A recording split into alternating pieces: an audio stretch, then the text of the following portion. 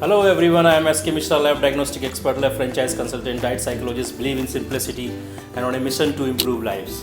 तो आज हम डिस्कस करेंगे कोरोना के काल में ऑक्सीमीटर, पल्स ऑक्सीमीटर का क्या महत्व है, या पल्स ऑक्सीमीटर कैसे हेल्प करता है या कर रहा है, या सच में ये यूज़फुल है भी या नहीं।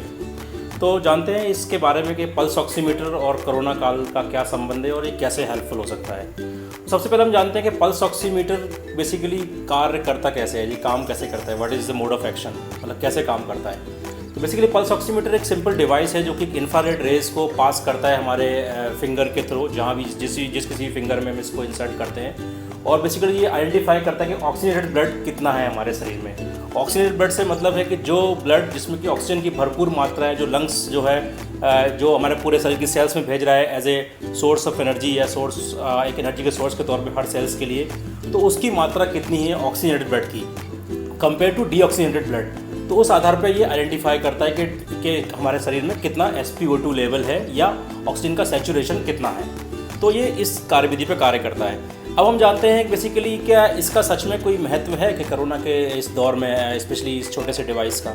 तो बेसिकली अगर समझा जाए तो ये डिवाइस आज अभी कोरोना के उसमें इसलिए महत्वपूर्ण हो गया है क्योंकि कोरोना जो वायरस है, कोरोना वायरस मुख्य रूप से लंग्स को इन्फेक्ट करता है, नाक के द्वारा एंटर करता है और लंग्स को इन्फेक्ट करने की क्षमता रखता है। और लंग्स के इन्फेक्शन में, अगर लंग्स में इन्फेक्शन होगा तो सांस लेने में तकलीफ होगी या ब्रीदिंग डिफ़िकल्टीज़ होगी। तो उसको कई बार हैप्पी हाइपोक्सिया कंडीशन होती है। हैप्पी हाइपोक्सिया का मतलब होता है कि ऑक्सीजन का सैचुरेशन तो कम होता है लेकिन पेशेंट को पता नहीं चलता। तो ऐसी सारी कंडीशंस में एक छोटा सा डिवाइस पल्स ऑक्सीमीटर हेल्प कर सकता है आइडेंटिफिकेशन करने के लिए। और जनरली जो लोग कोविड से ऑलरेडी पीड़ित हैं या ऑलरेडी कोविड से पॉजिटिव हैं, उन सभी पेशेंट्स को रोज़ कम से कम 3 से 4 बार अपना पल्स ऑक्सीमीटर से रीडिंग लेनी चाहिए। अब आता है कि रीडिंग लें कैसे, इसकी किस तरह की रीडिंग को हम इसमें अप्रोप्रिएट रीडिंग माने। तो पल्स ऑक्सीमीटर से रीडिंग लेने के जो मेडिकली साइंस के द्वारा जो निर्धारित तरीके हैं वो समझते हैं। सबसे पहला तरीका है कि अगर पल्स ऑक्सीमीटर से आप रीडिंग लेने जा रहे हैं तो सबसे पहले जो भी व्यक्ति इसको रीडिंग ले रहे हैं वो काम एंड कूल होके 2 मिनट बैठे पहले आराम से।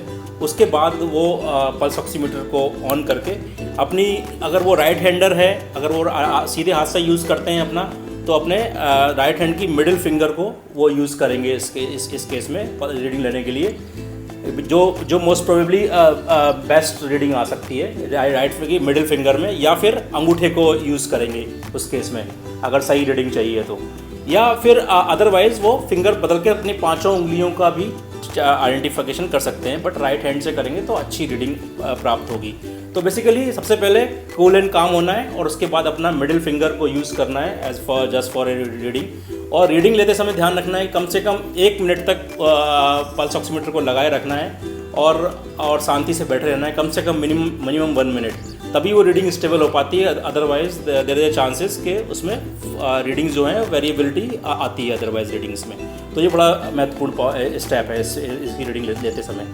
तो पल्स ऑक्सीमीटर में ये खास ध्यान रखना है। और जो लोग लेफ्ट हैंडर हैं वो अपना लेफ्ट हैंड का मिडिल फिंगर यूज़ करेंगे या अंगूठे को यूज़ करेंगे, और वो चाहें तो अपनी सारी फिंगर्स का ले सकते हैं, जिसमें भी सबसे अच्छी रीडिंग प्राप्त हो SpO2 की, उसको वो कंसिडर कर सकते हैं उस केस में।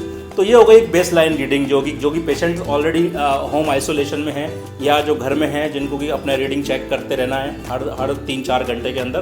तो एक बेस रीडिंग ये लेना है। फिर इसके बाद उनको एक रीडिंग और ले सकते हैं पल्स ऑक्सीमीटर की, जिसको हम बोलते हैं कि थोड़ा सा स्ट्रेस देना है अपने आप को, या कह लीजिए लंग्स को स्ट्रेस देना है। उसके लिए उनको 6 मिनट की वॉक करनी है, 6 मिनट की वॉक करनी है एक नॉर्मल पेस पे, और वॉक करने के बाद वापस से सेम स्टेप को रिपीट करना है। और मिडिल फिंगर, अगर वो राइट हैंडर हैं और अगर वो लेफ्ट हैंडर हैं तो अपना मिडिल फिंगर लेफ्ट हैंड की यूज़ करेंगे उस कंडीशन में। तो उसमें फिर देखेंगे कितना वेरिएशन है बेस लाइन की रीडिंग से और इसमें। अगर दोनों रीडिंग एब्सोल्युटली सेम है, या कह लीजिए रीडिंग अगर 99 है और 96% है, 99% आ रही है या 96% आ रही है, this are more or less same as per medical science.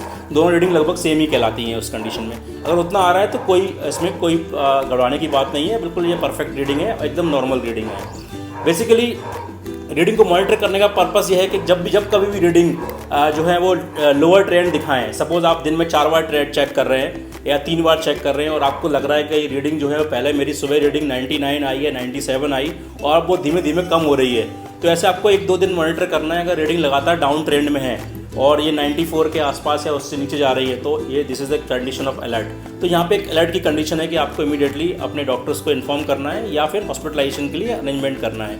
तो यहाँ पे एक कंडीशन बता रही है कि जो इन्फेक्शन है वो लंग्स की तरफ जाने की संभावना बढ़ रही है अगर जब भी SpO2 का लेवल गिर रहा है। तो बेसिकली SpO2 का लेवल बताता है कि गिरता हुआ लेवल बताता है कि जो इन्फेक्शन है वो लंग्स की तरफ जा रहा है अगर कोरोना इन्फेक्टेड है। तो अदर कंडीशंस में भी इस डिवाइस का महत्व रहता है, जो सर्जिकल प्रोसीजर्स में भी यूज़ करते हैं। अदरवाइज जो अस्थमा के COPD के केसेस होते हैं वहाँ भी इस डिवाइस को यूज़ किया जाता है।